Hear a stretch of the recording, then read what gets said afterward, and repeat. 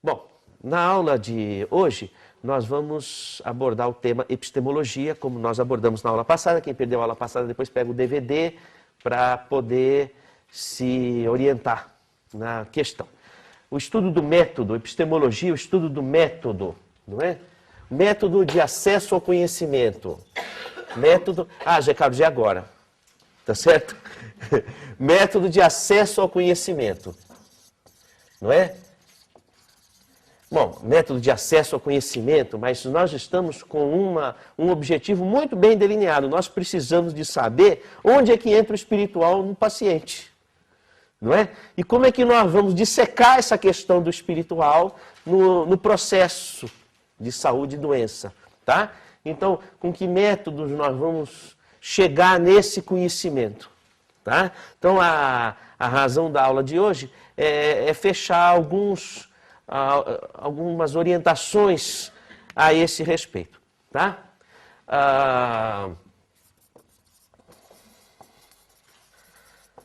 Nós vamos atender pacientes de diversas fontes ou características. Pode chegar um paciente, por exemplo, que seja um caso de psiquiatria. Então, por exemplo, o paciente ele pode portar uma esquizofrenia, um transtorno esquizotípico, um transtorno bipolar, ele pode apresentar algum transtorno de personalidade, ele pode apresentar um transtorno de ansiedade, uma depressão, a depressão maior, por exemplo, uma distimia, enfim, o território da psiquiatria. Tá? O paciente pode apresentar um síndrome neurológico do padrão epilético, uma epilepsia, por exemplo. Ele pode apresentar também um quadro psicológico do âmbito das conversões. Tá? Só para a gente dissecar um pouco um território que permeia um tanto quanto a psiquiatria, um tanto quanto a neurologia. Não é? Então, o indivíduo pode estar num território psicológico, particularmente no território das conversões das histerias, não é? Que também entra dentro desse âmbito das neuroses, em que não há uma questão orgânica propriamente dita, mas uma condição psíquica impactante do ponto de vista de diagnóstico, não é? O paciente ele pode apresentar uma doença orgânica, cardiológica, imunológica, reumatológica, endocrinológica, ele pode apresentar um problema pulmonar, um problema digestivo, ele pode apresentar um problema do sistema urinário, enfim, ele pode apresentar uma condição orgânica, não é? Qual é o paciente que vai com uma condição orgânica que vai vir aqui para o ambulatório? É aquele paciente que ninguém sabe o que está acontecendo com ele direito e não se tem mais o que fazer. Estou sendo claro na questão? É aquele paciente que está no limiar da medicina. Normalmente vem procurar o ambulatório o paciente com uma lesão orgânica que, né, um câncer, uma esclerose lateral amiotrófica, uma esclerose múltipla, não é? Ou mesmo um problema que não chega a ser tão sério, mas difícil de tratar. Por exemplo, uma infecção urinária crônica que não sara nunca e ninguém descobre o que é. Tá certo? Né? Bom, enfim, uma lesão orgânica. O paciente pode vir também por uma questão ligada à questão existencial, por questões existenciais. Por exemplo, ele não sabe ele não está encontrando sentido na vida dele, ele está até deprimido, mas ele não porta uma doença, depressão. Ele não está esperançado, ele não tem caminhos, ele não tem horizontes. Porque a gente tem que tomar cuidado para não transformar numa doença uma questão existencial. Porque é lógico que uma pessoa que ela não sabe qual é a vocação dela, qual é a aptidão dela, ela não sabe o que ela faz da vida. Enfim, ela pode ter traços depressivos, mas não configurar como um paciente com uma depressão propriamente dita. A pessoa não está sabendo se encaminhar, se localizar. Um exemplo disso, síndrome do ninho vazio, Ela se dedicou aos filhos, os filhos se casaram e o lar ficou vazio. Então, começa a haver uma situação de estranheza, uma questão existencial. Né? O homem que aposentou-se. Então ele vai desenvolver uma moléstia, uma condição sequelar, uma questão existencial. Estou sendo claro na questão, né? Um grande drama existencial filosófico. Não é? Uma vez uma oficial da aeronáutica havia ouvido um programa nosso que nós falávamos de vida após a morte. E ela veio à consulta para fazer apenas uma pergunta. Dizer, doutor, você falou no programa que existe vida após a morte. Primeiro eu quero saber, é verdade mesmo isso? Eu disse, é verdade. E ela disse, então se eu morrer, eu vou encontrar o meu pai. Eu disse, é provável. E ela disse, eu vou me matar. E eu disse, então você não vai encontrar o seu pai, porque o seu pai morreu dignamente e alcançou uma esfera espiritual que se você se suicidar, você não vai alcançar. Ah, não vou alcançar meu pai? Não. Ah, então, o que eu faço? Uma questão existencial. Tá? Estou sendo claro, não é? Ela estava... Lógico, existe uma questão, uma pessoa para chegar nesse nível de approach da vida, há questões psicodinâmicas importantes a serem tratadas, não há dúvida, mas nós temos aqui uma questão existencial, não é? A pessoa materialista, que tem uma convicção organicista materialista da vida, muitas vezes ela chega em grandes indagações existenciais e ela é demovida do suicídio quando ela vislumbra uma possibilidade da vida e além daquilo que ela estava imaginando. É comum acontecer esse tipo de questão. Então, questões existenciais, não é? Questões de convivência, relacionamento amoroso, conjugal, relacionamento de família, não é? E questões sociais. Nós atendemos uma vez uma senhora que ela apresentava dor crônica, uma dor fibromiálgica. O que aconteceu é o seguinte, ela tinha uma empresa, ela e a família, uma empresa que faliu. A empresa faliu. E ela teve que se mudar para uma cidade do interior, onde o custo de vida era mais acessível. E ela prestou um concurso e se empregou numa escola ou alguma coisa desse tipo. E a função dela era de levar e trazer os equipamentos audiovisual.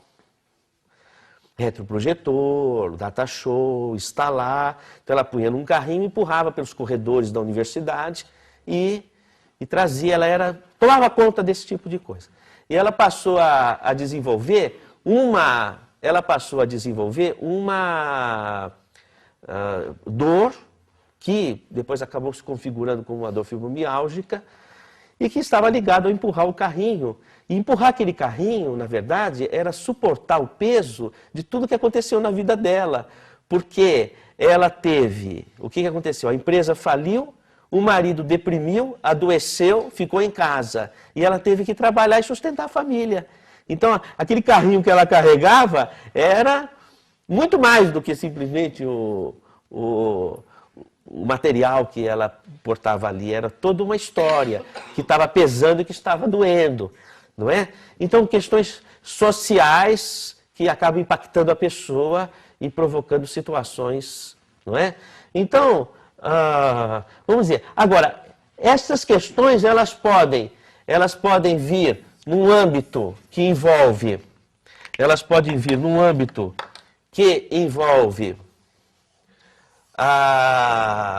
um aspecto congênito, não é?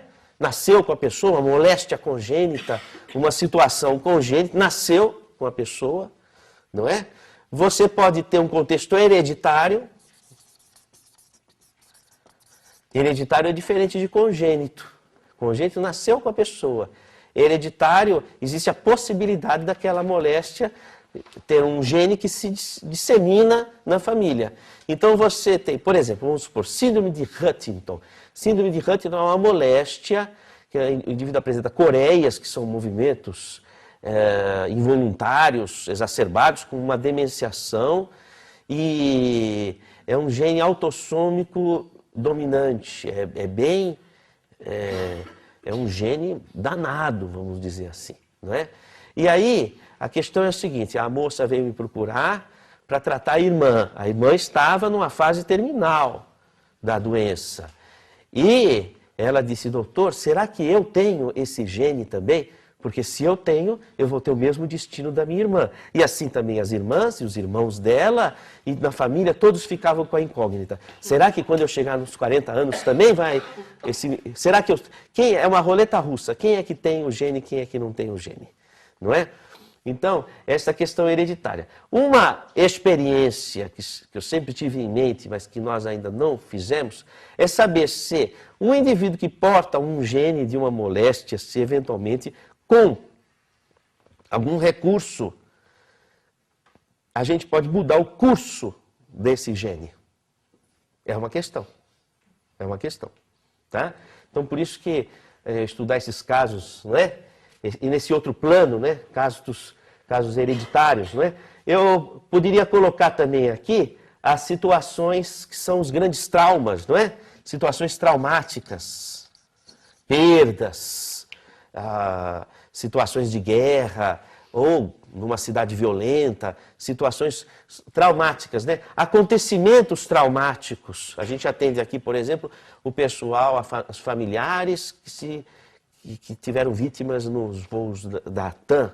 Então, eles passam por tratamento 1 ano, 2 anos, às vezes 3 anos.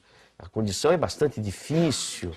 Então, são traumas, não é? Como é que você vai lidar com essas situações, provocando as mais diversas moléstias aqui nesse jogo de elementos, não é? Você tem as desordens que são originadas pelos maus hábitos, não é? Ligados ao hábito. Ou a pessoa fuma, ou usa drogas, ou a alimentação é inadequada, ou a pessoa é muito irascível, então é muito nervosa. Então você tem ligada aos hábitos, não é? Então eu estou fazendo um quadro mais ou menos de que tipo de situações que podem aparecer no consultório, no ambulatório, não é? Qual é o lastro, qual é o âmbito de moléstias que podem aparecer. E nós precisamos de descortinar nessas moléstias onde é que entra o viés espiritual. Tá? Onde é que entra o espiritual nessas coisas todas? Tá? Então, do ponto de vista de epistemologia, né, que recursos nós vamos usar para avaliar se existe alguma questão espiritual? Tá? Fui claro na questão? Posso apagar aqui essa... Tá certo. Muito bem. Estou falando muito rápido, tá dando para... Tá ok? Bom, muito bem. Então, nós entendemos o seguinte, só fazendo uma repescagem de alguns conceitos, nós vamos... Caro colega... Nas situações traumáticas, por exemplo, numa guerra, aquela dor fantasma, quando eu lembro muito bem, estava situada aqui, por exemplo. A dor fantasma, né? Nós tivemos uma experiência curiosa com a dor fantasma. Havia uma enfermeira que ela fora amputada e ela apresentava dores fantasmas muito intensas. E ela, vamos dizer assim, havia passado por várias cirurgias, mais de 30 cirurgias, dos cotos nervosos para alívio daquelas dores, não é? E tomava medicações em altas dosagens, etc. E era uma situação que ela chegou num tal desespero, e aí que veio procurar uma abordagem espiritual, ver se tinha algum jeito, não é? E a nossa ideia, quando a gente recebe um paciente nessa condição, primeiro é avaliar se o diagnóstico está correto e se o paciente está recebendo o tratamento adequado, porque pode estar errado o tratamento, por isso que não está dando certo, não é? E nós pedimos alguns exames para atualização do contexto clínico da paciente, começamos a fazer uma avaliação psicológica para ver qual é a condição de vida que envolvia o contexto da dor, inclusive da perda da perna, e etc., amputação e etc. E nesse meio tempo ela começou a passar numa assistência espiritual. A assistência espiritual consistia dela vir primeiro numa explicação, assim como uma palestra que eu estou dando aqui, e depois para o entendimento do que é o tratamento espiritual, e depois ela ia para uma sala, que é uma das salas que vocês vão conhecer, e havia um grupo de pessoas comuns, como qualquer um aqui de nós, e ela recebeu o passe, não é? Por uns 10 minutos, numa abordagem assim, com bastante atenção, enfim, e tal. E eu havia suspenso as medicações, porque a gente precisava saber, afinal de contas, por onde a gente precisaria recomeçar. Se não estava funcionando, eu suspendi, eu me lembro que eu prescrevi triptanol, 25 miligramas, uma dosagem, apenas para ter um recurso, se ela me ligasse alguma coisa, eu aumentava ou diminuía a dosagem para não ficar um sofrimento muito grande. E em 3 semanas ela não teve mais dores. E eu não sei por quê. Não sei por quê. Por que ela ter vindo na sala de passe e tomado um passe? Por que ela melhorou? Eu não sei por quê. Entende? É uma coisa que nós precisamos de pesquisar. Essa área da dor é uma área muito complexa, porque nós temos, você sabe que a dor, na verdade, é uma entidade não física, porque nós temos a nocicepção são as fibras nervosas da dor captarem um estímulo nocivo. Essa nocicepção é física, mas como nós interpretamos essa nocicepção já entra dentro de âmbitos psicológicos, culturais e uma série de questões. Nós tivemos também um caso de uma moça que veio com dores, 2 casos, com dores crônicas, lancinantes na região cervical, passando por tratamentos os mais diversos, e que estranhamente em 2, 3 sessões do tipo que eu relatei, passou. Não sei porquê. Realmente não sei porquê. Entende? Mas passou. Tá? Estranhamente. Eu não sei porquê. Espiritualmente se houve um aporte, de que âmbito que foi, o que aconteceu, não sei. Talvez uma dessas pacientes vocês vão conhecer. Nas nossas pesquisas aqui, vocês vão conhecer, porque ainda está aqui andando no serviço.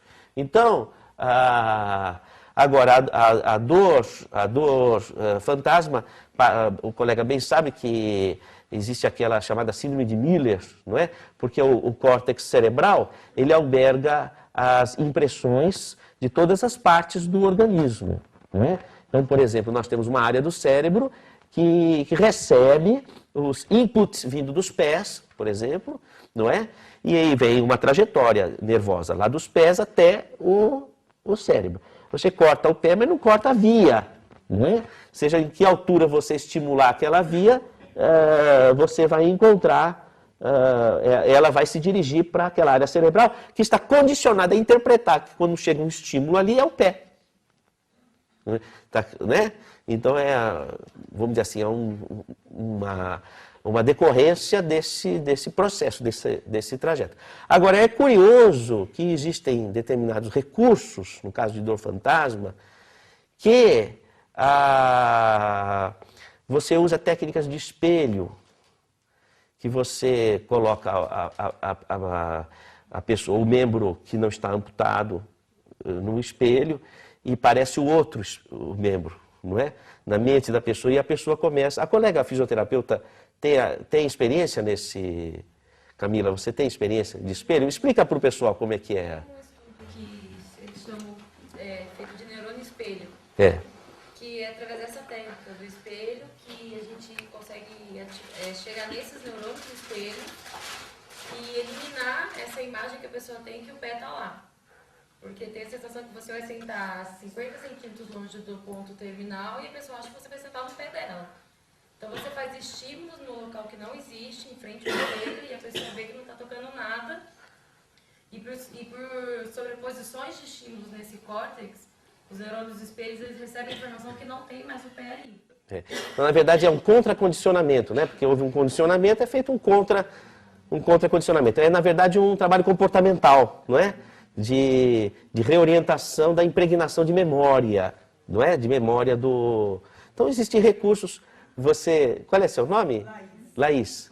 Será que nesse caso poderia estar relacionado também ao duplo etérico, a manutenção do duplo etérico? Porque o duplo etérico, ele se mantém mesmo que não tenha mais matéria física. Laís, é o seguinte, como é que nós vamos interpretar a questão? Duplo etérico segundo a nossa conceituação, duplo etérico é toda a radiação energética ligada ao corpo biológico. Tá? Então, por exemplo, você faz um eletrocardiograma, então você tem, na verdade, a avaliação do duplo etérico cardíaco. Não é?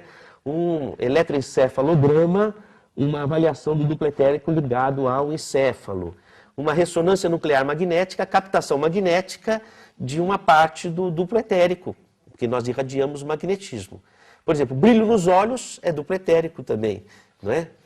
Mas quando a gente sabe que a forma física, nós não temos a mesma forma física em função de alguma estrutura que mantém as nossas células. Então, aí nós vamos chegar lá. Então, o que acontece? O duplo etérico, assim, morreu o corpo biológico, morreu o duplo etérico. Ele é toda estrutura ligada ao corpo biológico. Tá? Por exemplo, o peso é duplo etérico, não é?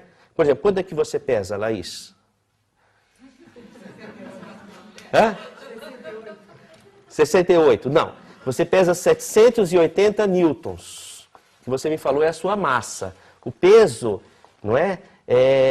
Já é uma entidade, já é uma força, não é? Que é a massa vezes a aceleração da gravidade. Tá certo? Então o peso ele é uma força, ele é uma radiação, ele é um processo de interação entre a massa e a estrutura gravitacional, o campo gravitacional. Então ele também está ligado, ele é ligado ao duplo etérico.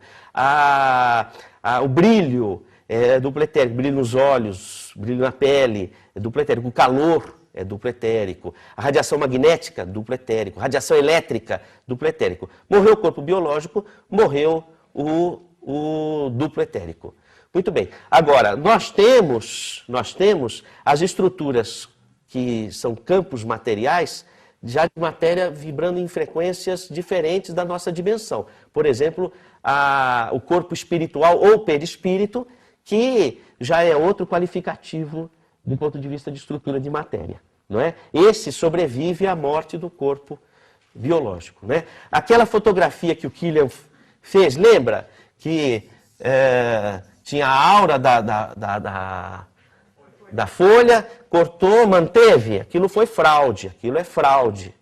Não, o próprio Killian depois se retrata, aquilo lá não ocorre. Você cortou, saiu aquela parte do duplo etérico. Não vou falar do perispírito, não é?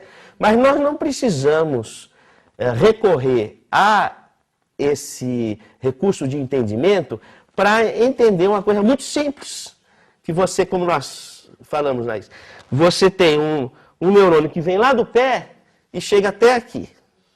Qualquer secção do neurônio que você fizer, vai ser interpretado no cérebro como sendo do pé.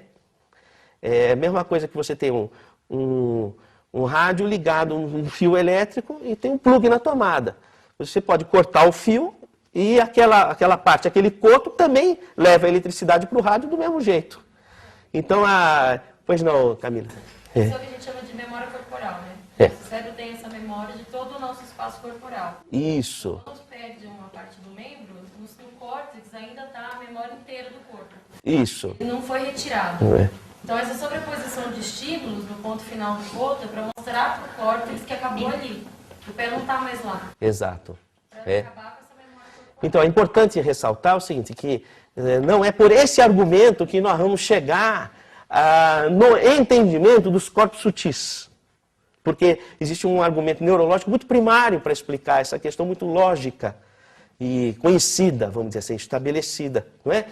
E nós vamos, ao longo do da nossa conversa, nós vamos entender em que elementos da clínica é que nós podemos evidenciar a existência do duplo etérico, que hoje já é conhecido em medicina. O duplo etérico é ele. Hoje os exames estão tendendo a mapear o duplo etérico, não é?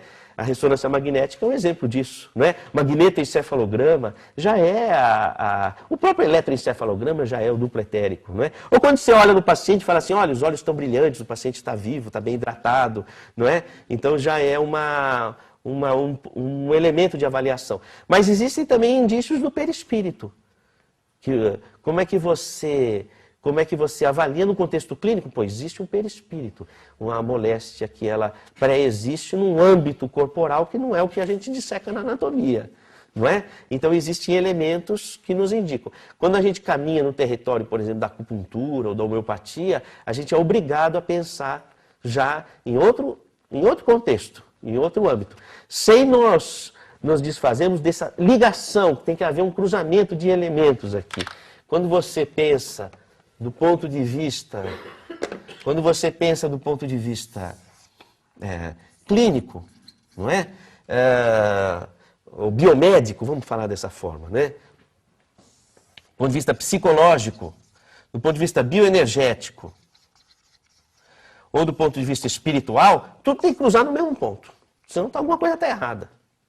Então, quando você vai interpretar um processo a partir de um contexto bioenergético, aquilo tem que cruzar com o mesmo ponto que o psicológico, que o clínico, que o espiritual. Alguma coisa está errada.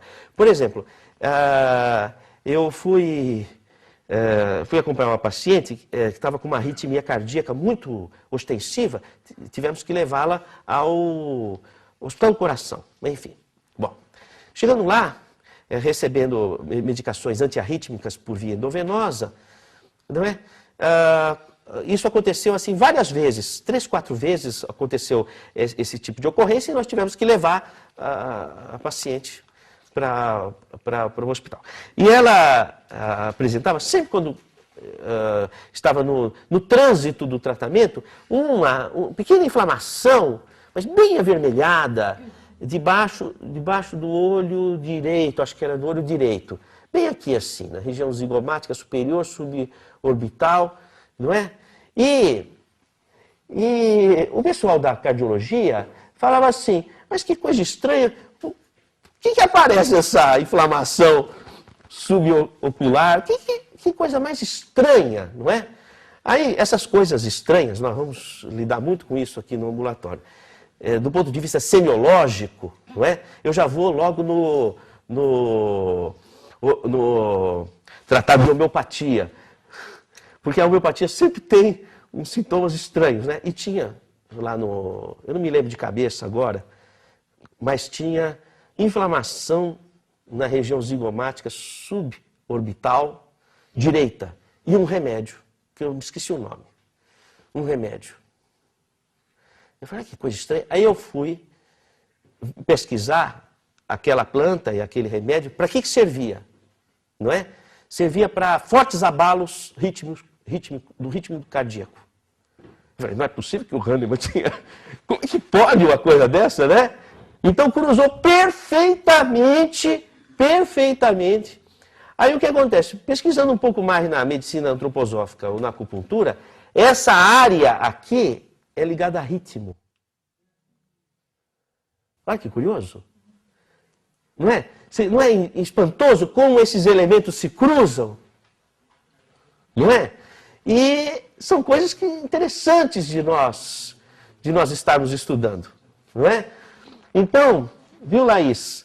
Eu acho que existem muitas brechas por onde nós podemos entrar nesse universo do duplo etérico, do perispírito, não é? Sobretudo nessa rosa de ventos aqui de engajamento dos sintomas, fica óbvio que existe um âmbito, vamos dizer assim, epigenético, superior à estrutura gênica nossa, não é? Então, são questões que nós vamos estar certamente estudando, sobretudo quando formos estudar semiologia propedêutica, partir da próxima aula, os exames e etc., a gente vai entrar nessas questões. Muito bem. Mas, enfim, voltando aqui para as vacas magras, né? Vamos dizer. Como é que nós... Essa questão do espiritual, eu já tinha falado na aula passada, não é? O espiritual, é lógico, nós podemos lidar com o espiritual do ponto de vista de valores, do ponto de vista moral, não é? E nós podemos lidar com o espiritual do ponto de vista fenomênico. Nós vamos discutir as questões de valores, porque a senso-percepção do espiritual está intrinsecamente ligada à questão axiológica, à questão de valores. Uma pessoa que ela não ama, ela não tem amor na atitude dela, ela não tem sintonia com a fonte da vida, que é Deus, que é amor. Então, ela, naturalmente, ela vai ter um truncamento da sua percepção.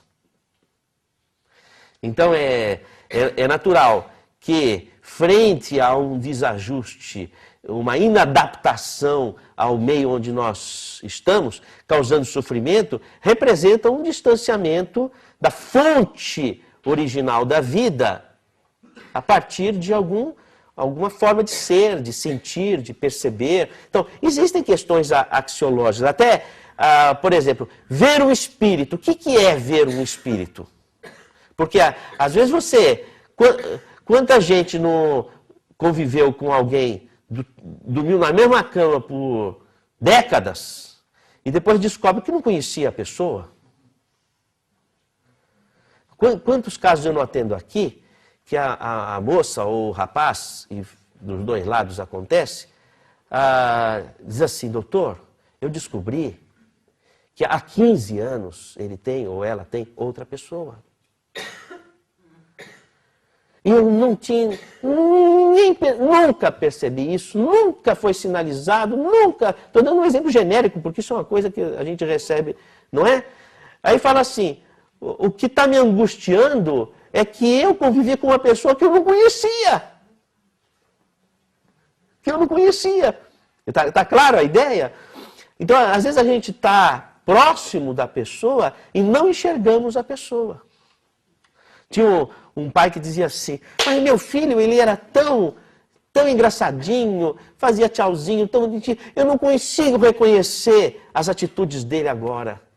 Ele tinha eu poderia dizer, uma psicopatia, comportamentos do mal, vamos dizer assim. Fala, como é que pode o meu filho, tão querido, tão amado, tão bonitinho, eu não reconheço o meu filho ali.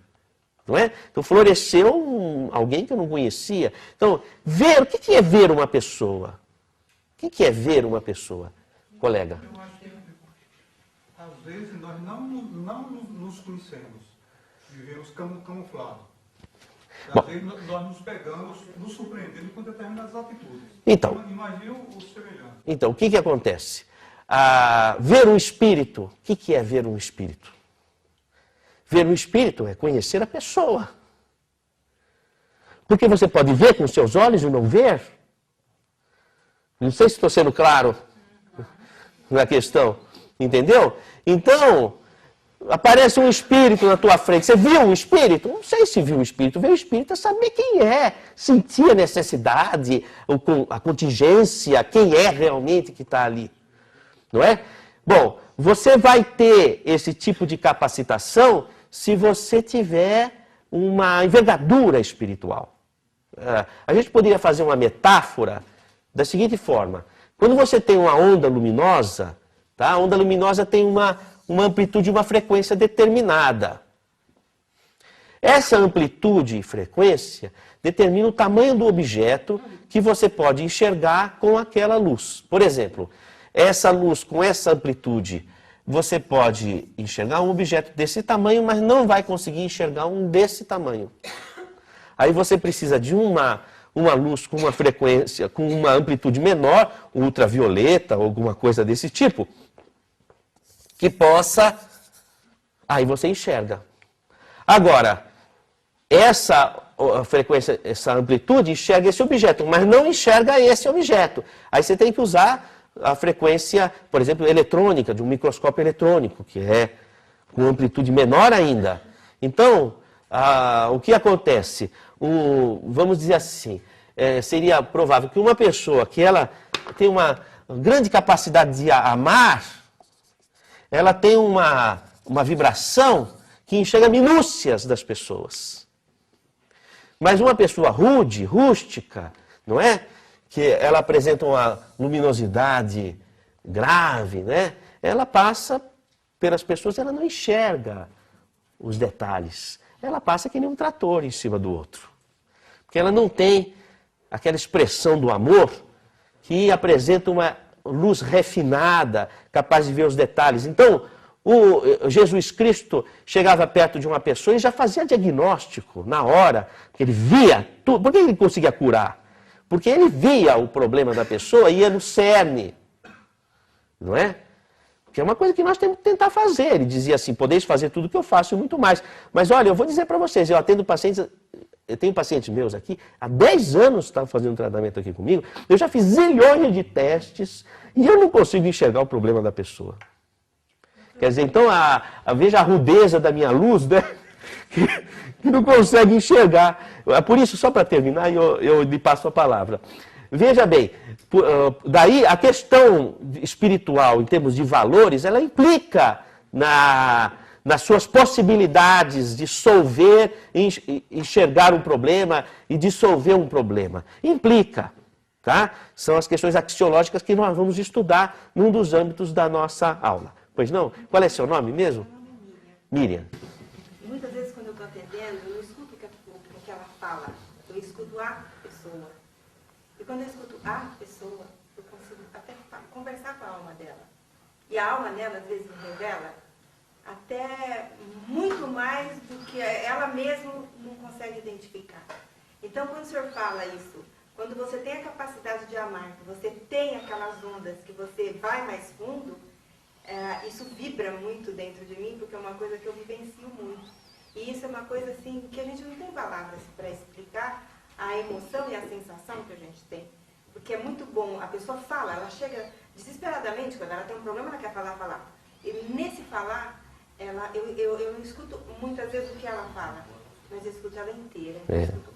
A vibração da pessoa, né? Então, essa questão ela é tão mais aprimorada quanto maior a capacidade. A mesma coisa, veja bem, você vai fazer um diagnóstico, você vai em busca da verdade. Muito bem. Mas se você não estiver, isso é uma questão psicanalítica, inclusive, se você não estiver buscando a verdade em você, e se você não estiver vivendo a verdade em você, como é que você, com que instrumentos você vai enxergar a verdade no outro? Não enxerga.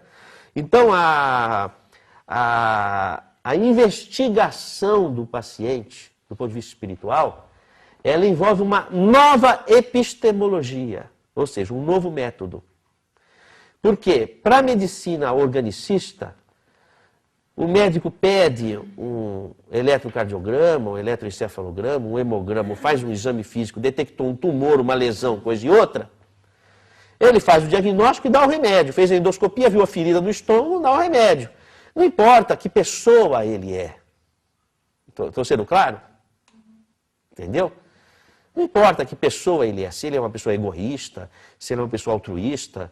Enfim, quantos cirurgiões extremamente egocentrados, vaidosos, não fazem excelente medicina? Muitos. Excelente medicina. A medicina é técnica. Mas com esses recursos não se chega no âmago do paciente.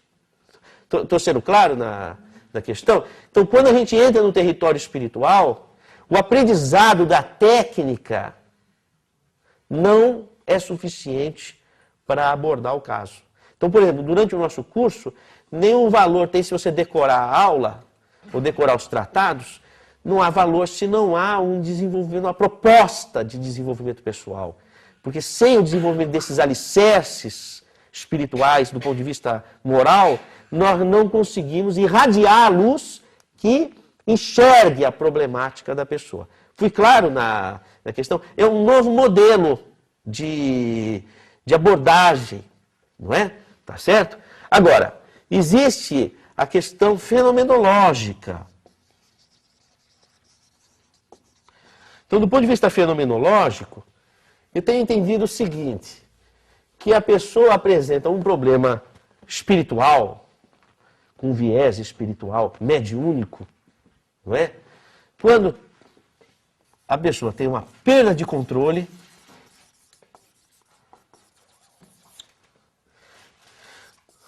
os sintomas que ela apresenta têm flutuações muito intensas, altos e baixos, e existe uma falta de relação de causa e efeito. Ou seja, uma idiosincrasia. Aquela causa não justifica aquele efeito. Tá? Então, você tem perda de controle. Se você perdeu o controle, não é mais só você. Porque se você não assumiu a si, e portanto ostenta um autocontrole, você fica aberto ao alheio. Não estou rogando praga, estou só explicando como é que funciona. Tá? Flutuações são altos e baixos. Está de um jeito, daí um minuto está rindo, daí a pouco está chorando, daí a pouco está disposto, daí a pouco está cansado. São altercações. Por quê? Porque a pessoa está sendo interceptada por outras mentes e é como um rádio. O carro está andando na cidade, conforme a rua tem uma interferência, então flutua conforme as interferências.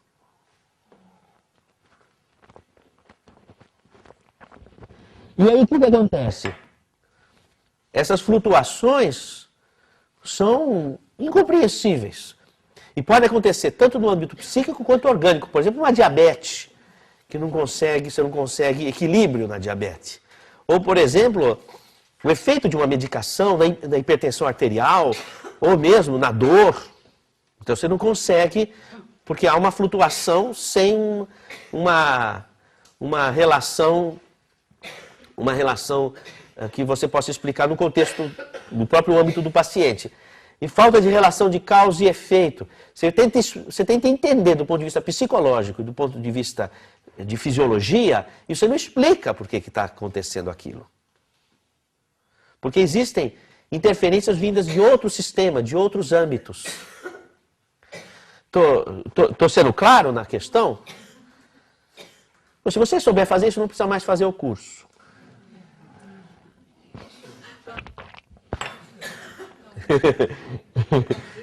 Qual é o seu nome? Augusto, por favor. Essa questão que o senhor colocou da luz de enxergar o problema do outro, não entra aí também a questão da limitação do karma? Eu acho que quando a pessoa apresenta um problema com um psicoterapeuta, é a obrigação do psicoterapeuta tentar resolver na medida do possível, ajudar a pessoa a se ajudar. Mas não vai entrar aí também uma questão do karma? Enxergava a essência, mas nem todo mundo ele quis curar, não por incapacidade, mas ele não curou todo mundo que se aproximou dele com problema. Então, às vezes, também, 10 anos, o senhor contou aquele caso, 10 anos, será que não tem aí uma barreira kármica do indivíduo que interage com a sua capacidade de luz de enxergar o problema dele ou não? O Augusto falou uma coisa interessante, porque é uma das questões que nós temos a intenção de estar trabalhando, que é o seguinte: quando a gente entra nesse âmbito do espiritual, existe uma certa tendência natural de você se sentir um tanto quanto onipresente e onipotente. Porque você entra nos domínios divinos, com forças poderosas, e você pode cair numa falsa impressão de que você teria que resolver todos os problemas. E não acontece dessa forma, de fato não acontece. Mas há uma coisa que eu aprendi e que sempre norteou a minha caminhada na medicina, que é o seguinte: toda pessoa tem um ponto de equilíbrio. Esse ponto de equilíbrio pode não ser o ideal do ponto de vista de saúde, mas é o melhor ponto que a pessoa pode atingir. E você tem que saber fazer esse diagnóstico. Qual é o melhor ponto que aquela pessoa pode atingir? Então, quando você vai se colocar diante de um paciente, você precisa vislumbrar aonde eu quero chegar com esse paciente.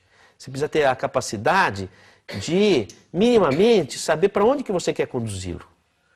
Então, por exemplo, uma vez eu recebi um paciente aqui no consultório, que ele veio, ele estava com um câncer metastático, disseminado no organismo, e a família veio trazê-lo, e a questão era a seguinte, que ele sempre fora materialista. E a família achava que ele precisava ter um contato com o espiritual, porque ele ia desencarnar. E mais do que isso, eu precisava falar para ele que ele estava fadado ao desencarne. Não é? Dar a notícia, a família não estava com condições psicológicas para isso. Muito bem. E aí eu atendi o paciente e eu fiquei olhando assim para ele e falei assim, mas... Aí foi uma questão intuitiva mesmo, que intuitivamente me ocorria que não era esse o caminho que eu deveria tomar com aquele paciente, porque ele não iria morrer daquele câncer. Entendeu? E eu falei para a família assim, mas por que eu vou falar para ele que ele vai morrer? Eu acho que ele não vai morrer desse câncer. Aí a família se assustou, não é? Eu falei, vamos fazer o seguinte, vamos fazer um tratamento. Já foi tentado um tratamento espiritual? Não. Então nós temos uma possibilidade. Mas isso é uma coisa impossível. Eu falei, vamos ver, não sei. Pode ser, pode não ser. É verdade, pode ser, pode não ser. Olha, morador só ficou 7 anos fazendo assistência espiritual, esse paciente, e morreu de velhice. Entendeu? Morreu de velhice. Ficou 7 anos fazendo assistência espiritual, morreu de velhice. Não é? Então, realmente era uma... A gente precisa saber onde vai chegar com aquele paciente. Como, por exemplo, eu já recebi paciente aqui no consultório, que o paciente, evidentemente, ele não queria fazer tratamento.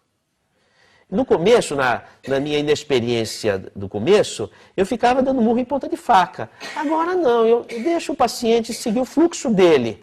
Se não é para ele se melhorar naquele momento, a gente joga uma sementinha, porque há uma coisa, Augusto, a palavra da verdade fica na mente da pessoa. Então você tem que falar para a pessoa o que ela precisa, e tal. Aquilo vai ficar na mente da pessoa, sabe? Então, a gente joga a semente e espera a germinação a posteriori. Mas é verdade, cada um, a gente tem que saber quais são os limites. Também quando a pessoa vai desencarnar, não, esse caso a pessoa vai desencarnar. Foi um outro caso também, havia uma senhora com um câncer de vias biliares, e eu falei para ela, começou a fazer tratamento espiritual, câncer de cabeça de pâncreas. Cabeça de pâncreas. E eu disse para a família se preparar para o desencarne. A família, nossa, faltou me comer vivo. Porque eu falei, como é que eu posso, um médico, falar que Mas a verdade é que eu percebi que ela ia desencarnar. Mas aí aconteceu uma coisa curiosíssima. Ela começou a fazer assistência espiritual, e a família com aquela fé e tudo. E por causa do tumor, bloqueava as vias biliares, o pâncreas crescia, bloqueava as vias biliares, e ela ficava amarela, ictérica, não é? E ela começou a fazer o tratamento espiritual e desapareceu, ela ficou boa. Desapareceu. Aí, mas eu avisei a família, eu falei, mas ela vai desencarnar. Não é? Acontece o seguinte, o tumor, ele cresce muito rápido. E aí comprime a via biliar. Aí, como ele cresce muito rápido, a circulação sanguínea não acompanha o crescimento dele. Então ele necrosa, aí ele atrofia. Entendeu? E aí libera as vias, mas não quer dizer que o câncer não está ali, ele está, entendeu? Ele só não... Então você tem que saber interpretar quando, como o caso do senhor que viveu mais 7 anos, não sei por que cargas d'água não deu a impressão de que ele não ia desencarnar daquele problema. E a outra senhora, de fato, ela veio a desencarnar, me deu a impressão que tinha um preparo. Havia outro caso, eu estava numa padaria e uma família me reconheceu, falou assim, doutor Sérgio, por coincidência, a filha deles estava na UTI do hospital Ah, o senhor não pode ir lá e tal. Eu falei, ah, vou. Porque ninguém mais sabe o que fazer, ela está não sei o quê.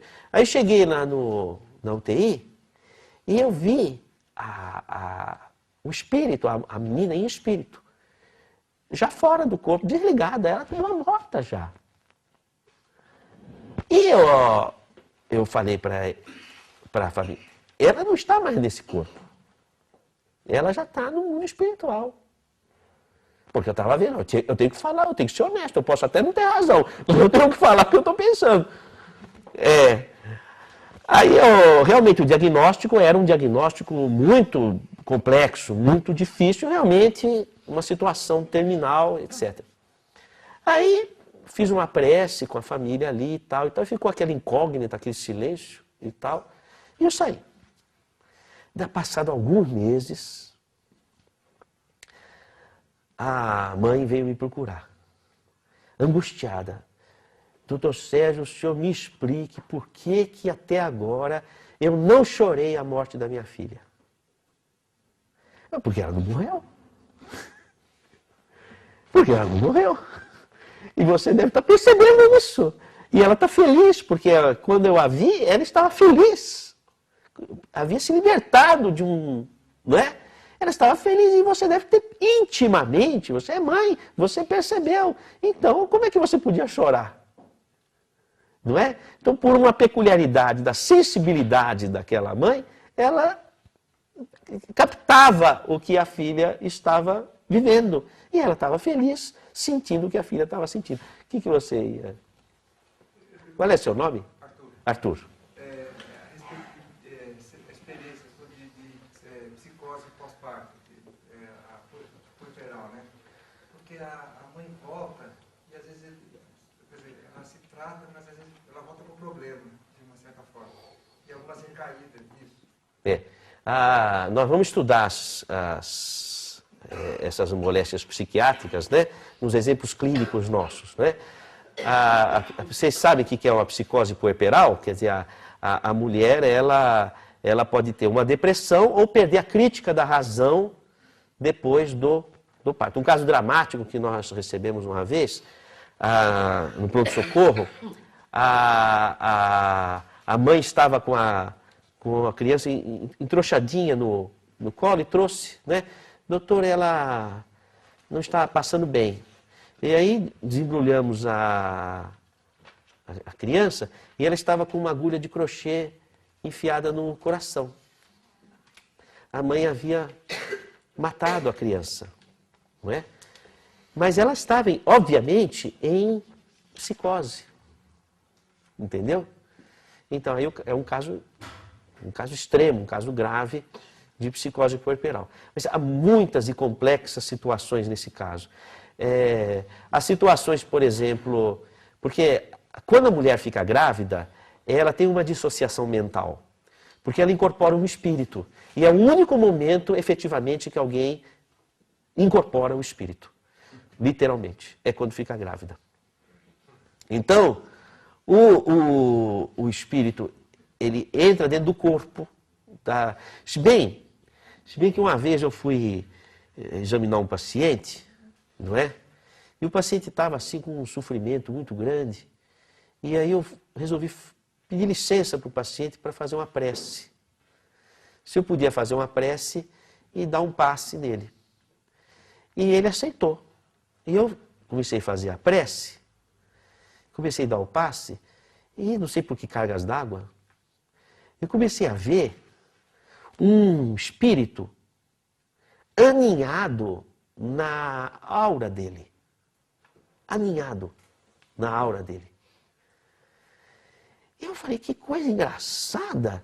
E descrevi a roupa e tudo, e era uma pessoa de convivência dele. Havia sido uma pessoa de convivência dele e tal. E estava aninhado no corpo. Entendeu? Então, mas não era dentro do corpo que nem grávida. Não era, de fato não era. Não é? E a mulher grávida, ela apresenta, portanto, num primeiro momento da gravidez, uma certa esquizoidia, uma certa cisão de identidade, porque é natural que haja uma interação intensa com o ambiente ali, não é? E aí começam as complexas situações kármicas de um passado, que cada história é uma história. Mas as situações interessantes, não vou dizer das psicoses propriamente ditas, mas das depressões, que eu já vi depressão pós-parto numa condição de antagonismo de energia entre o filho e a mãe, e já vi depressão pós-parto numa situação inversa, em que a mãe, tendo o filho na barriga, tinha uma sensação imensa de poder e de domínio, de satisfação, e depois que nasceu, ficou um vazio imenso e entrou numa depressão pelo vazio, da falta daquela pessoa que estava... Né? Então nós temos múltiplas situações, às vezes o sintoma é o mesmo, mas as causas são diversas. Veja, uma pessoa, ela pode ter uma pedra na vesícula porque é uma pessoa amarga. Por exemplo, não é? Por exemplo, não vamos rotular, mas para dar um exemplo, vamos simplificar. Mas ela pode também ter uma pedra na vesícula por tudo que lutou contra as amarguras da vida. Você concorda que são duas fontes muito diferentes? Não é verdade? Mas redundou no mesmo fenômeno clínico, tá? Então nós precisamos avaliar as condições de acordo com aquele caso em particular, não é? E, veja bem, faça uma autoavaliação. Eu sei que todos nós temos os nossos problemas. Então, a gente pode extrair da nossa história essas situações em que nós perdemos o controle. Eu não vou dizer vocês, que são pessoas iluminadas, mas nós, a sociedade em geral, a perda de controle, não é? Você já deve ter passado por muitas situações de perda de controle. Existe aquela perda de controle que é light, que é necessária, não é? Jesus não teve uma perda de controle lá no templo, tal. Não é sobre essa perda de controle que eu estou falando, tá? São situações mais assintosas em termos de perda de controle. Tá? Em que a pessoa perde a identidade. No Tratado de Psiquiatria de Kaplan e Sadok, da Universidade de Nova York, no capítulo de Teorias da Personalidade, está muito claro. Ele diz o seguinte, que complexos primitivos podem invadir e dominar o ego, dominar o eu da pessoa. E essas situações ocorrem, por exemplo, em sessões espíritas, quando os espíritos possuem uma pessoa, não é? Ele fala exatamente isso, sessões espíritas. Então, o que acontece? São perdas de controle com um rompimento da identidade da pessoa, tá? Não é quando a gente vai e volta nas nossas necessidades de expansão da nossa energia, que às vezes precisa ser enérgico, ou às vezes a gente precisa ser gente, não é? Às vezes a gente precisa ser gente, perder um pouco o controle, né? Porque nós somos gente. Mas não é sobre essa questão. Assim também, clinicamente, aquela diabetes difícil, ou situações imprevisíveis de perda de controle nas situações clínicas, né? Flutuações altos e baixos. É muito comum a pessoa, ela quer uma coisa, depois não quer mais aquela coisa. Gosta, mas depois não gosta mais. Enfim, e flutua demais, não é? Chora, depois está rindo. É uma ciclotimia. Não é... A pessoa que diz assim, acho que eu sou bipolar, porque eu tenho uma ciclotimia, né? Pode até ser, não é? Não exatamente chamar o bipolar do ponto de vista de diagnóstico etiológico, naquela nosologia diagnóstica, mas fazendo uma metáfora, seria isso mesmo. E, por exemplo, vamos supor, a mulher, uma vez recebi uma paciente que ela veio se tratar porque ela tinha uma fobia de entrar em barcos. Puxa, vamos tratar a fobia de entrar em barcos. O que aconteceu? Aconteceu o seguinte, veja a história. O marido dela tem um veleiro. Aí eu falei, então você não pode ter medo de barcos. Seu marido tem um veleiro, não é qualquer marido que tem veleiro, e você justo, esposa desse marido, vai ter medo de barco, né? Alguma coisa. Justifica um tratamento, é verdade. Não é? Os pânicos, na verdade, são transtornos de ansiedade, que, no fundo, o que acontece é um medo de não se sabe o quê. E a pessoa tem esse contexto por acúmulo de sentimentos contrapostos. Então, existe na verdade, existe uma causa. Porque a gente precisa tomar um pouco de cuidado. Quando você fala falta de relação de causa e efeito, pode ser falta de pesquisa para você encontrar as causas. Mas, o que acontece? Acontece o seguinte, a pessoa no estado de ansiedade, ela tem muito sintoma físico. Ela tem muito sintoma físico. Por que ela tem muito sintoma físico? Por uma razão muito simples. Se você, isso só para ilustrar um paradigma, se você tem aqui, vamos colocar 3 planos. Aqui o plano espiritual, aqui nós vamos colocar o plano biológico, e aqui o plano inconsciente, intrapsíquico. Muito bem. A nossa consciência, ela oscila nesses 3 planos.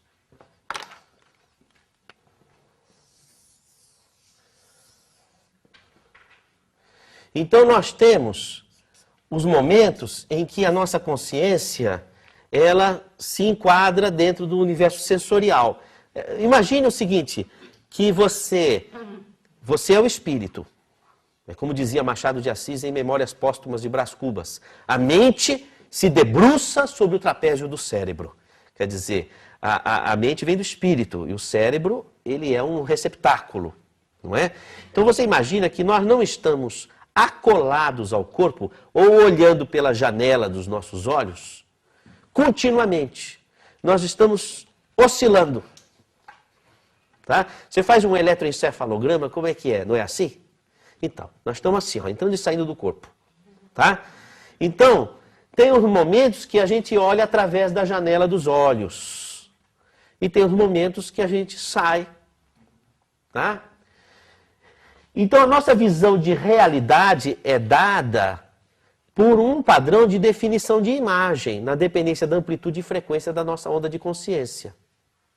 Por exemplo, se eu estou dando a aula, você não está prestando atenção continuamente. Eu falo alguma coisa, você lembra de um detalhe, aí você já não está mais ouvindo o que eu estou falando. Você está lembrando de uma coisa, depois você volta e depois e tal, não é? Aí como é que você entende a aula? Você vai entender a aula porque você vai mais ou menos juntando as coisas que você ouviu e vai compondo um raciocínio. Mas se eu vou conversar com alguns colegas seus, alguém pode lembrar de alguma coisa da aula que você fala, mas o professor não falou isso. Falou, mas eu não ouvi, porque você estava fora. Tá? Então a gente dorme e acorda a cada átimo de segundo. A verdade é essa. Muito bem. Quando uma pessoa ela entra num estado de transe, por exemplo, tá? Então ela vai aumentar a amplitude da onda de consciência e diminuir a frequência. Então o que está acontecendo com ela? Ela tem um encontro com os olhos, não é? Ela tem um encontro com os olhos numa frequência muito menor. Tá certo? Mas ela tem um encontro com o espiritual e um espelhamento com o subconsciente numa frequência e numa situação mais intensa. Tá claro isso? Não é?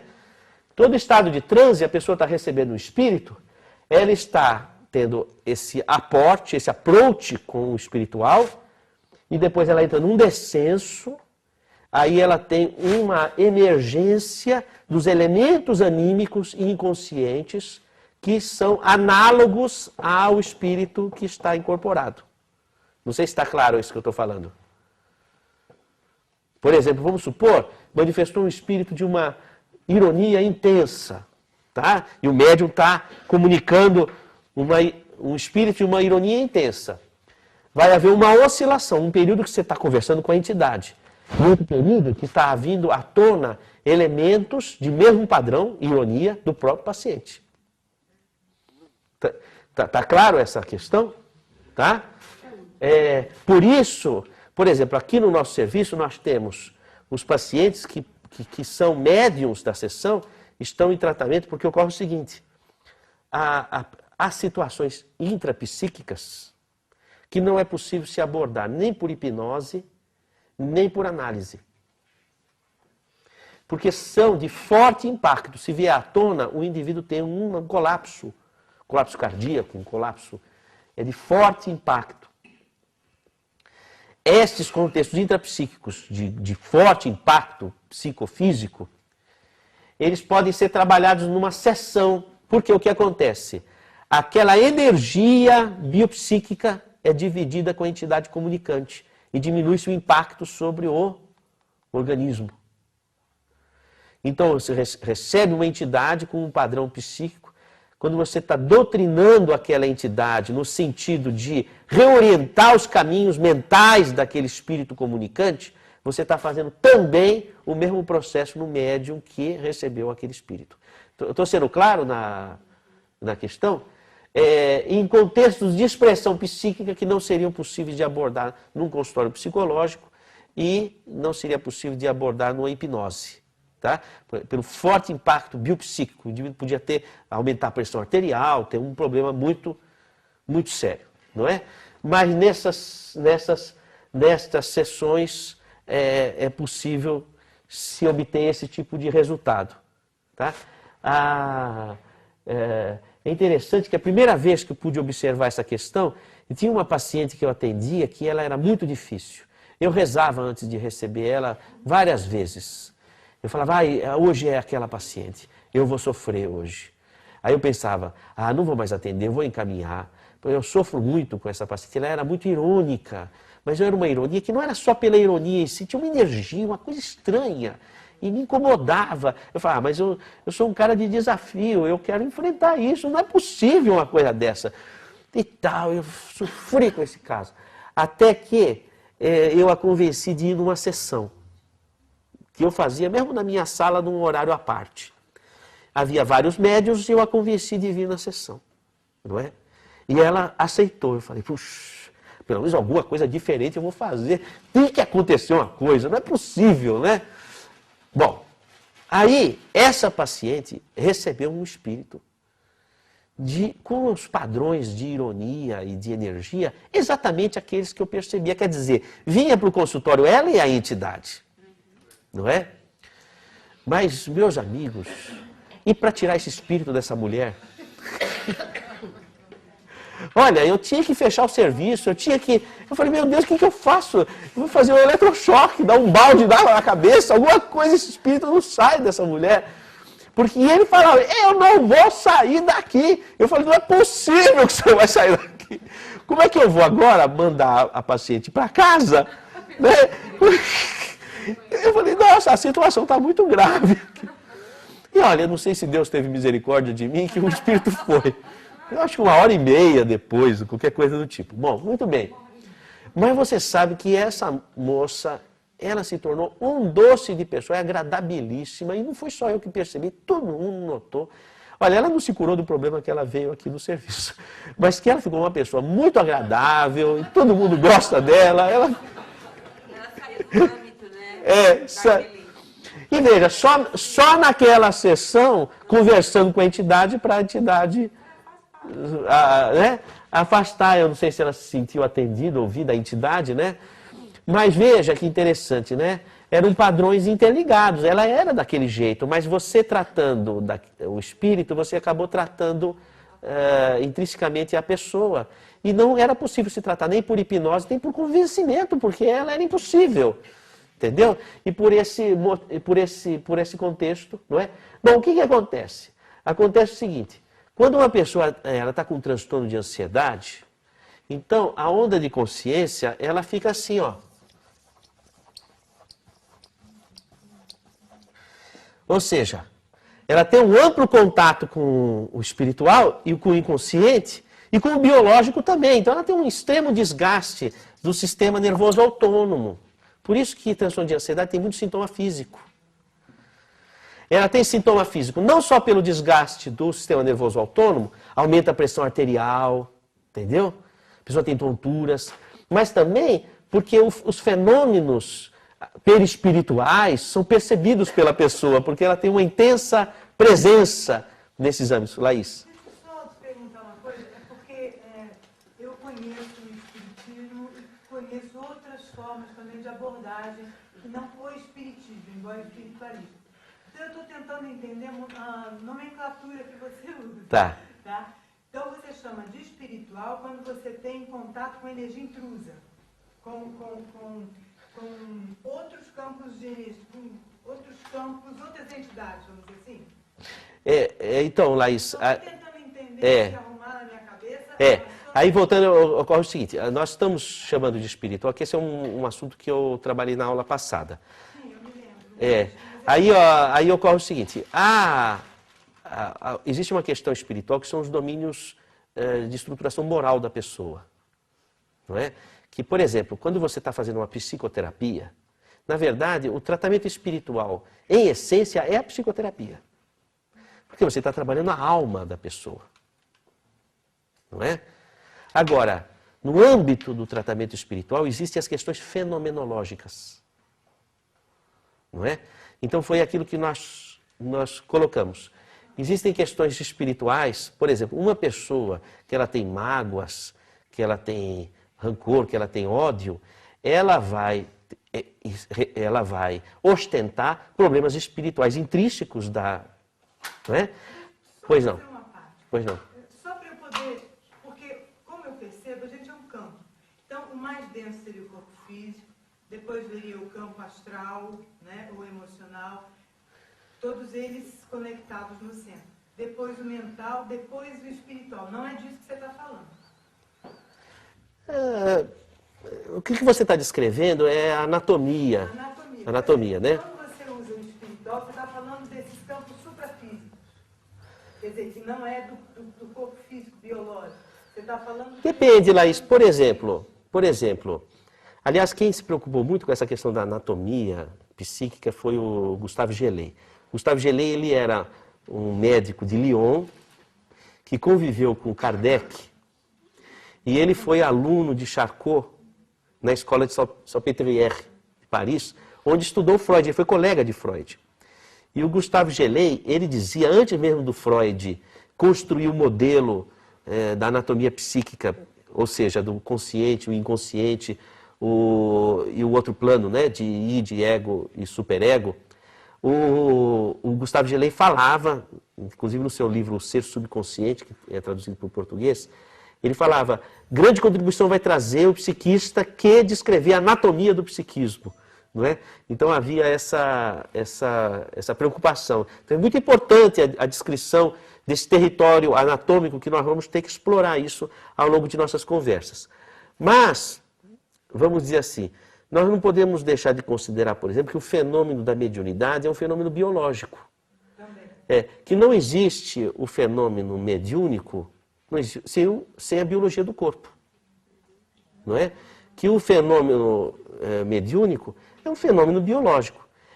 A intermediação entre o corpo, o universo biológico e o universo espiritual. Né? Mediar, não é? O corpo medeia os domínios do espiritual e os domínios do biológico.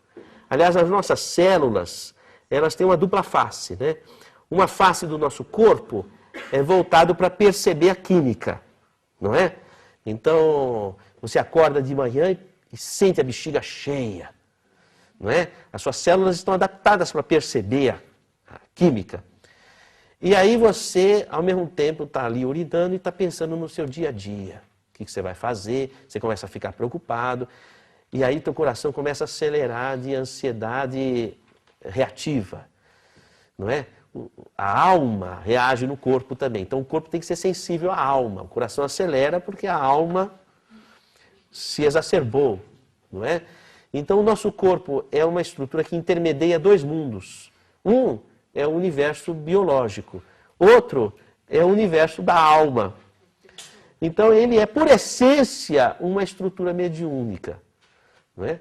Agora, nós vamos ter no nosso cérebro os órgãos que centralizam o processo mediúnico quando ele se configura como um elemento de senso-percepção. Não é?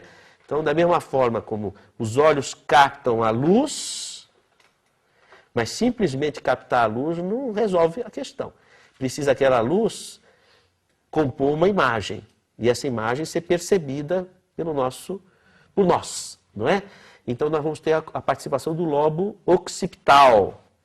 Então, aquela captação visual precisa chegar ao lobo occipital, onde aquela construção luminosa é entregue à percepção do espírito. Não é? Então, a mediunidade, ela também é assim. Ocorre uma captação magnética, é uma manifestação física, não é? Mas aquela comunicação precisa ser entregue à pessoa, para que a pessoa possa assumir comando. Se ela não assume comando, aquela informação captada circula por territórios no cérebro que vão produzir sintomas. Não é? Se circular no sistema límbico, sintomas emocionais. Se circular em áreas corticais motoras, sintomas motores. Se circular no hipotálamo, sintomas neurovegetativos. E por aí vai. Hormonais, não é? Então, na verdade, o espiritual se derrama sobre a matéria, não é? Então, o que é difícil até definir, né? O que é o espiritual, né? Talvez, não sei, pelo que eu tenho estudado, pelo que eu tenho experienciado, inclusive com os meus clientes, se fala hoje de uma consciência fora do corpo, e não dentro do corpo, de uma mente fora do corpo, né? E isso a gente verifica, inclusive nos estados de transe, que é basicamente com o que eu trabalho. E o André Luiz fala disso, né? Ele fala desse corpo astral, desse corpo emocional e desse corpo mental. Ele começa a fazer essa divisão do perispírito, que eu acho que se a gente aprofundar, fica mais fácil para a gente entender. A questão é assim, aí nós entramos aqui numa questão paradigmática do nosso raciocínio, valeu a pena você ter colocado isso, que é o seguinte, nós não vamos transitar por territórios que nós não tenhamos correspondência na ciência ortodoxa. Tá? Então, por exemplo, eu não tenho referências na ciência ortodoxa para poder discernir entre corpo mental e corpo astral. Não tenho. Tá? Eu tenho referências para poder dizer o que é o duplo etérico, por exemplo, e o que não é o duplo etérico, o que são outras instâncias. Né? Perispírito, por exemplo, eu tenho referências nos estudos sobre matéria escura, energia escura, não é? Estudo das dimensões da física de partículas. Então, a gente tem.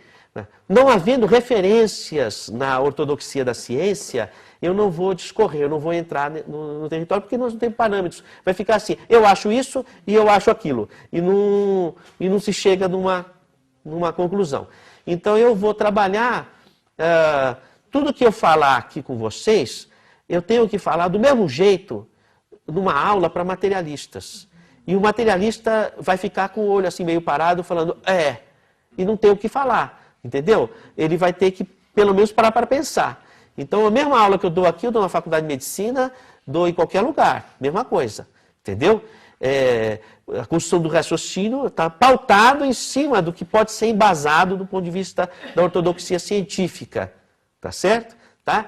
Então, nós vamos trabalhar que existe o espírito, existe materialidade no mundo espiritual, eu posso firmar esse conceito a partir dos estudos das dimensões, quando a mecânica quântica se entrelaça com a teoria geral da relatividade, tem toda aquela questão, eu expliquei, da teoria das supercordas e etc. e tal.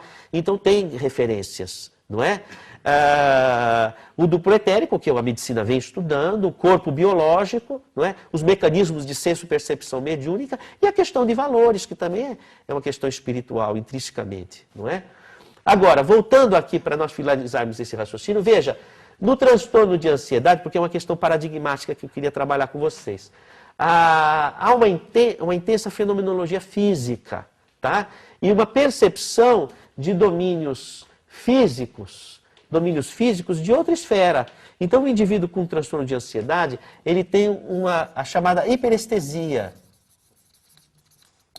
Ou seja, ele tem uma percepção mais intensa de tudo. Tá? Essa hiperestesia vale para a atividade sensorial, inclusive mediúnica. Então, o que acontece? Quando eu vou trabalhar a questão de razão de causa e efeito, eu pego um transtorno de ansiedade, eu tenho que chegar nas questões psicológicas, não é? Mas quando eu vou falar do espiritual, do ponto de vista fenomenológico, eu vou entrar pela questão da hiperestesia. É a hiperestesia que faz com que ele tenha conexões exacerbadas, que vão amplificar. Se ele tem sentimentos contraditórios dentro de si, ele perde o controle desse universo na medida em que ele estabelece associações mentais que amplificam o processo. O que acontece? O indivíduo ele focaliza dentro de si, consciente ou inconscientemente, um problema. Aquele problema ele irradia. Essa irradiação, numa situação em que ele está com hiperestesia, não é? Ele se conecta com outras entidades que possuem um padrão mental de amplitude e frequência o mesmo. Então, se ele apresentava um problema dessa proporção, esse problema vai aparecer de uma forma amplificada. Está claro essa questão? Por que é amplificado? Porque, veja, ele está hiperestésico. Essa hiperestesia faz com que ele se conecte facilmente ao quê? Aos domínios que estão em sintonia com o que ele está focalizando. E amplifica a problemática. Então, quando ele chega no consultório, chega um problema muito maior do que em realidade o é. É importante essa questão porque, por exemplo, o transtorno de ansiedade, ele vai provocar depressão. Então, você entra no território da depressão. Tanto que os antidepressivos são também ansiolíticos, os modernos antidepressivos. Ele vai ter insônia, então você entra no território das insônias. Ele vai ter perda de memória, perda de concentração, você entra no território das disfunções cognitivas. Não é? Ele vai ter transtorno obsessivo compulsivo, ele vai ter despersonalização, desrealização, e isso, num âmbito maior, entra no território das dissociações mentais, das psicoses. Então, na verdade, você tem aqui um modelo que antecede as próprias psicoses.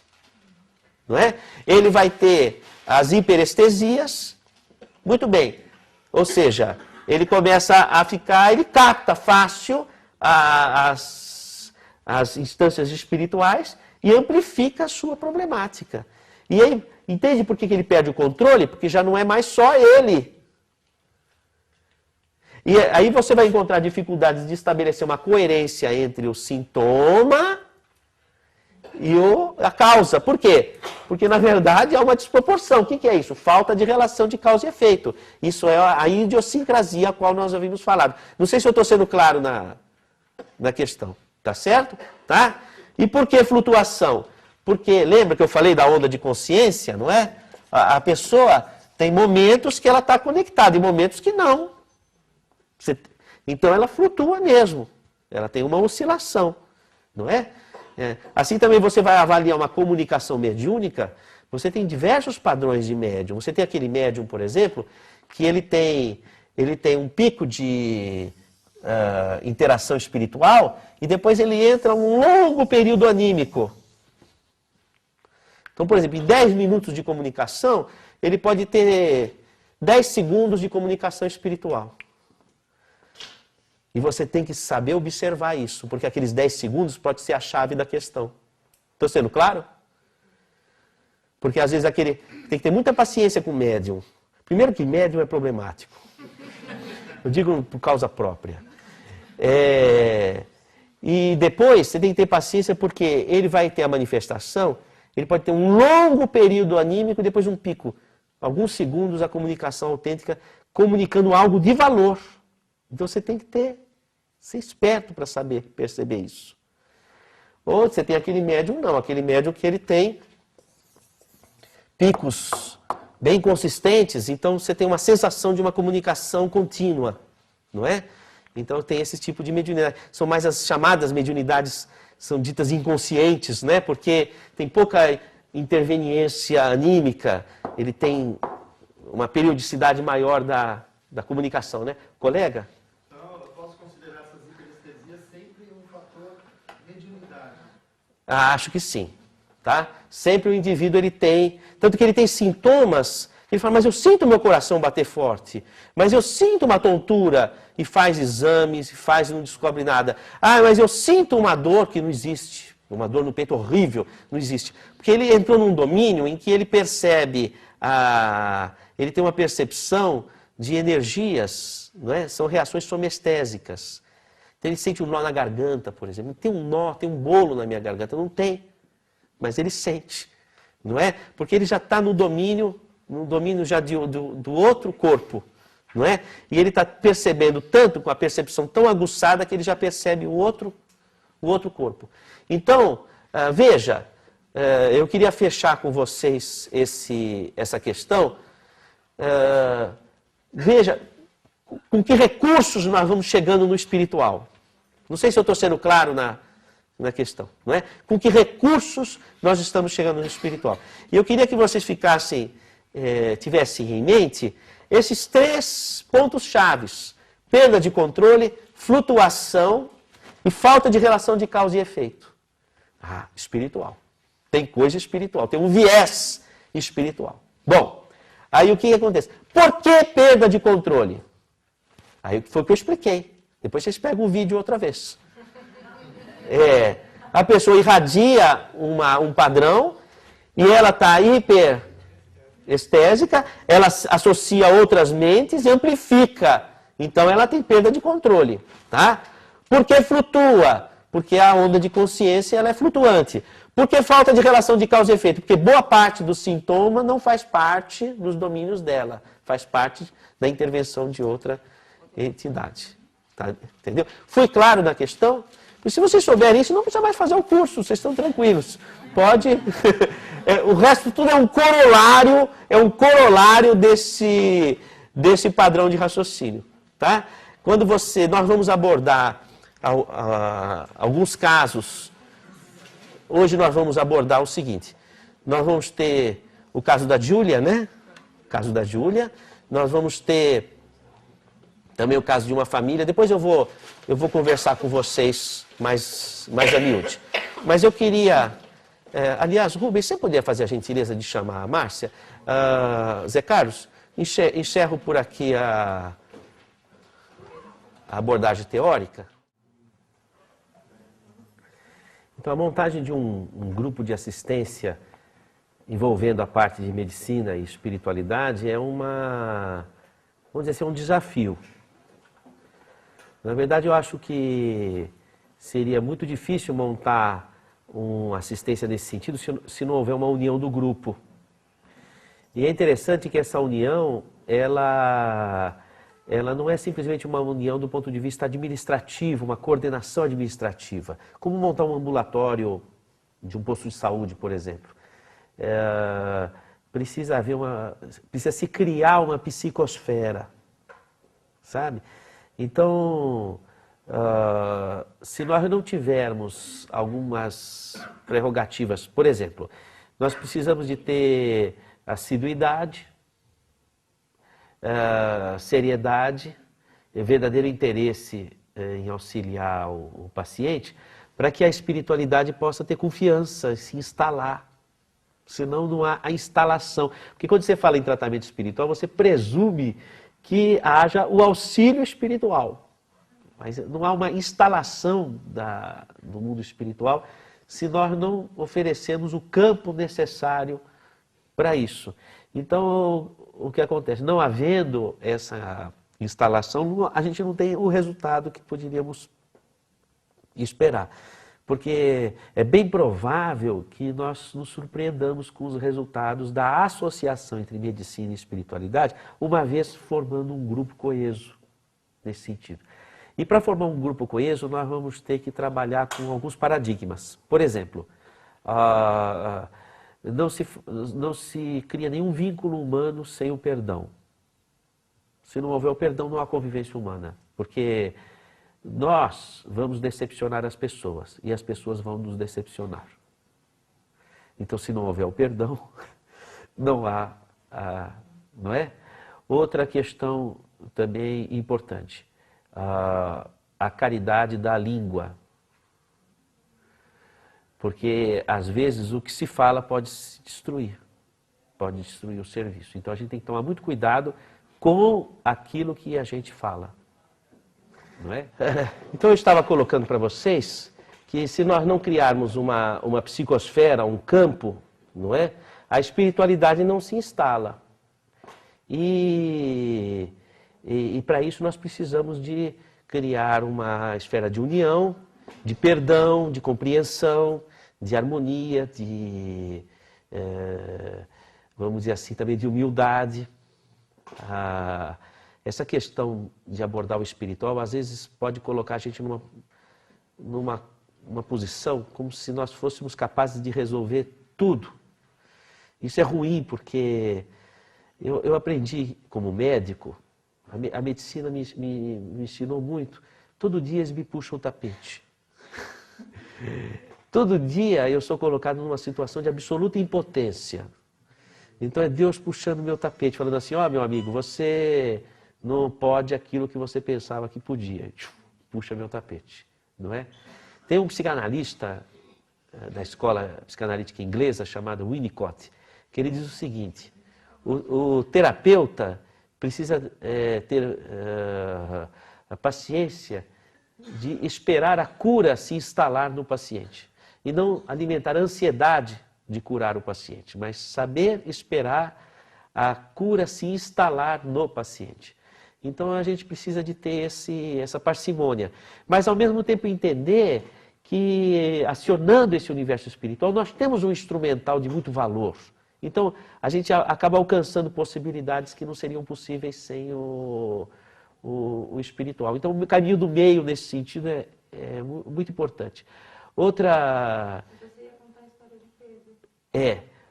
Outra questão, isso que eu ia colocar porque o pessoal chegou, não é? A caridade da língua. Essa é muito importante. Então tem uma paródia de Humberto de Campos dizendo o seguinte, que na época depois que Cristo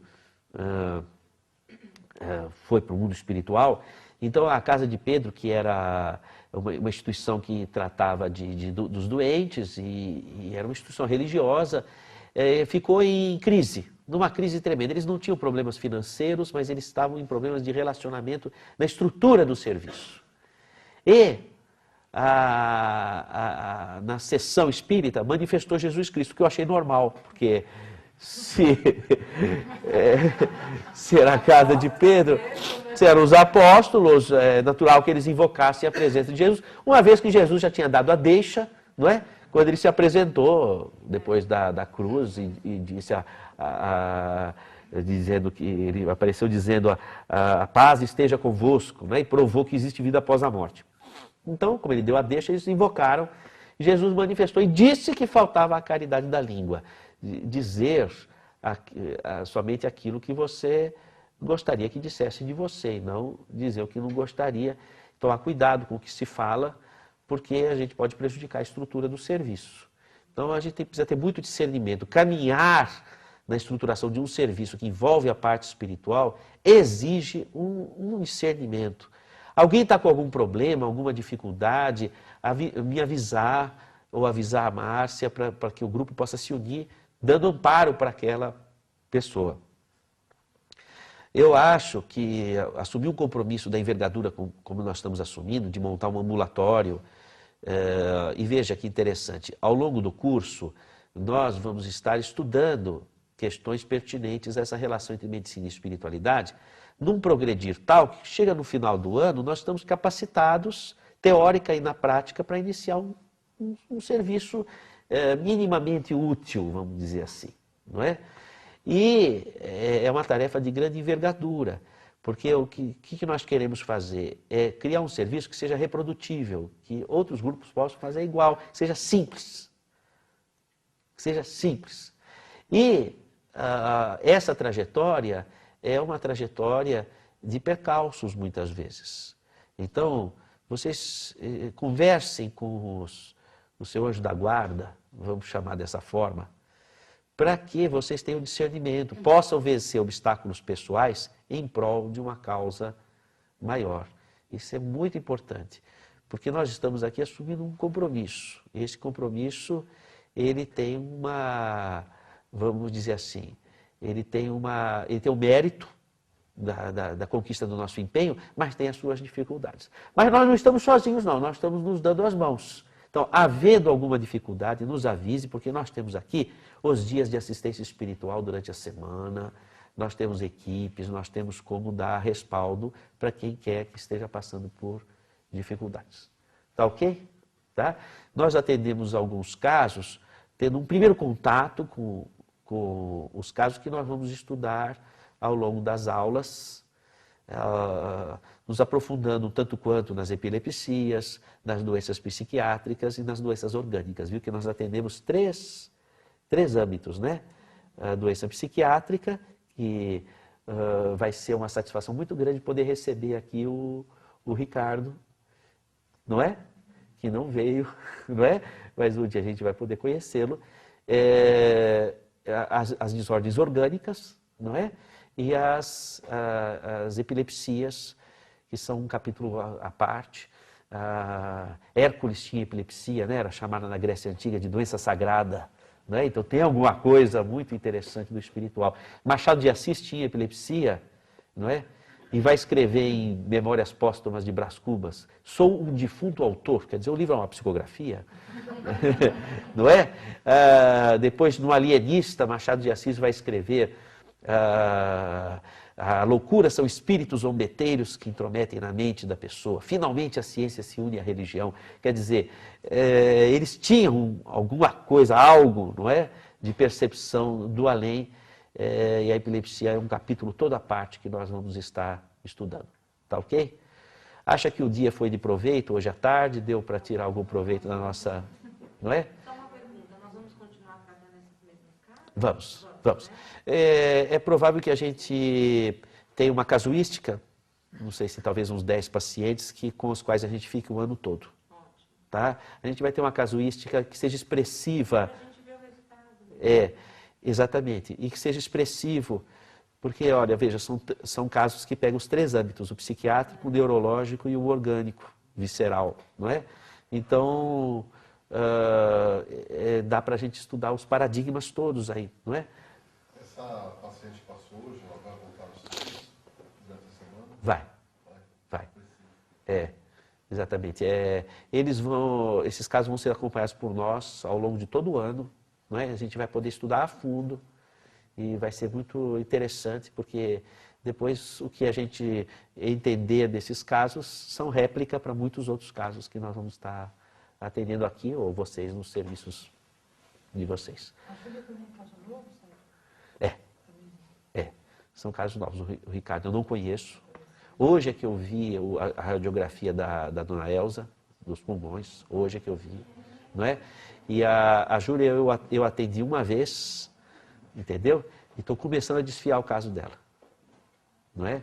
Então, quando a gente recebe um caso dessa envergadura, o acompanhamento do caso, onde a medicina encontrou limites, coincide com a investigação científica, entendeu? Porque você vai ter que acompanhar aquele caso com o método científico, tentando descortinar novos modelos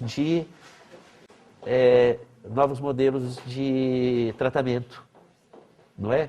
Aí, no caso, nós vamos usar uma estratégia, porque nós vamos fazer o seguinte, a gente vai abordar do ponto de vista médico, alopático e homeopático. Nós vamos abordar do ponto de vista da medicina chinesa, não é? Do ponto de vista psicodinâmico, psicológico, não é? E do ponto de vista religioso, espiritual. No espiritual, a gente ainda vai ter que utilizar mais recursos, tá? Por exemplo, é importante a desobsessão, né? As sessões também, que existem dois tipos de sessões que nós vamos estar trabalhando. Uma sessão é centrípeta, é quando o espírito invocado vem na sessão. em uma sessão centrífuga, quando os médiuns saem do corpo e vão até o local. Porque às vezes você tem uma entidade espiritual que não manifesta na sessão, ela não vai vir, mas os médiuns podem avistar. Às vezes avista no quarto da pessoa, em algum local, não é? E às vezes descreve com algum detalhe que nos dá o indício da veracidade da comunicação. Que isso também a gente faz. Eu peço sempre para os médiuns nas sessões, eles fazerem assim: fale e escreva o que vier na tua mente, sem crítica. Deixa que depois eu avalio, porque aí eu vou ver a pertinência daquela comunicação, para não inibir manifestações que você pode fazer um falso julgamento de que aquilo não tem valor, não tem importância. Entendeu? Então aí depois a gente faz uma avaliação da pertinência, não é? Se aquela manifestação, às vezes tem manifestação que não diz respeito àquele paciente. Eu já vi casos, por exemplo, curiosíssimos, em que houve manifestação do paciente subsequente. Entendeu? O paciente estava passando na sessão e tinha um esperando. E manifestou daquele outro.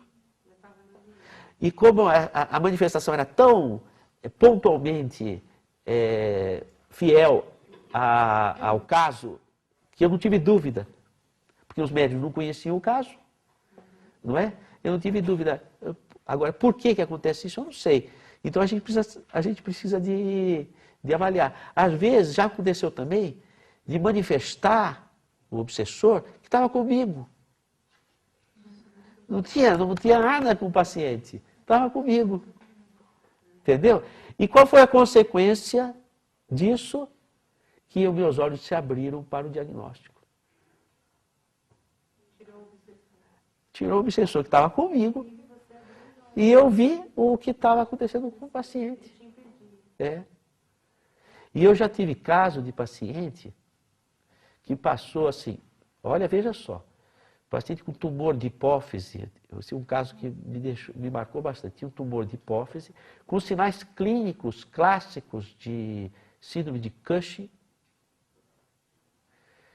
E os colegas experts, professores, doutores, não viram o tumor.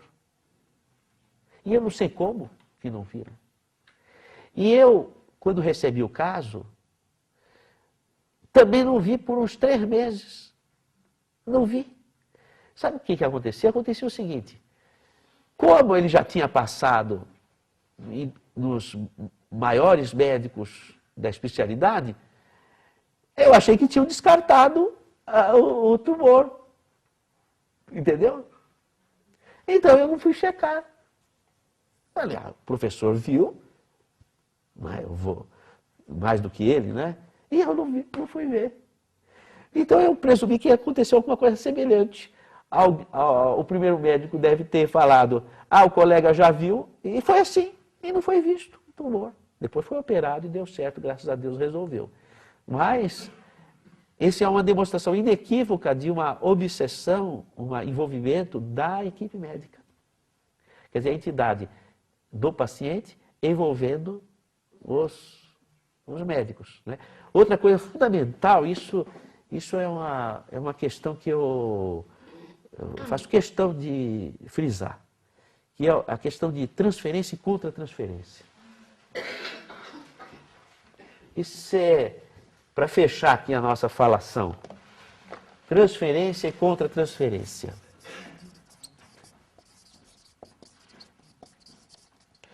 Que é você projetar o seu problema para o paciente ou você captar os problemas do paciente.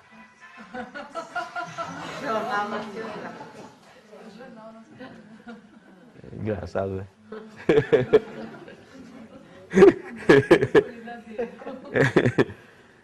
Então o que acontece?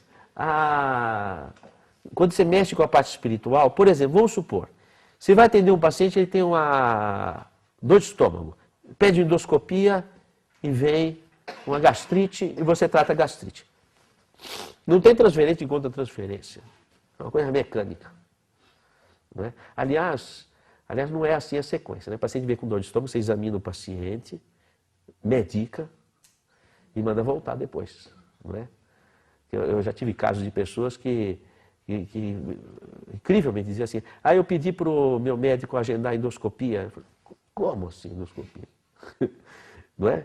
Não, porque eu estou achando que estou com gastrite. Então trata a gastrite. Você vai fazer endoscopia para descobrir que está com gastrite, que você já sabia que você tinha. Né? Você vai pedir endoscopia se você está tratando uma gastrite que não se resolve, que não tem, né? Ou que tem uma suspeita de um câncer. Aí você vai, né? Está tão subvertida a medicina que a situação está nesse ponto. Bom, o que acontece? O paciente voltou, continuou com dor de estômago e a mesma gastrite está acontecendo. Eu estou nervoso, você entrou no universo psíquico dele, você começou a interagir psiquicamente, começou o processo de transferência contra transferência. Você precisa ter estrutura psíquica. Estrutura psíquica. Então, se você não tem, você precisa estar sob o auxílio de uma psicoterapia. Não é? E na parte espiritual? Entrou na parte espiritual. Se você entrou bioenergeticamente, você tem que receber assistência bioenergética. Se você se aprofundou captando entidade, você tem que receber auxílio da sessão mediúnica. Estou sendo claro na questão? Tem que haver uma correspondência. Entendeu? Então, moral da história, uma vez configurada a estrutura do serviço que nós vamos formar aqui didaticamente com os alunos, nós vamos ter um serviço de apoio ao aluno. Entendeu? Para dar esse tipo de respaldo. Senão o que acontece? Você começa a pegar o problema do paciente. Não é?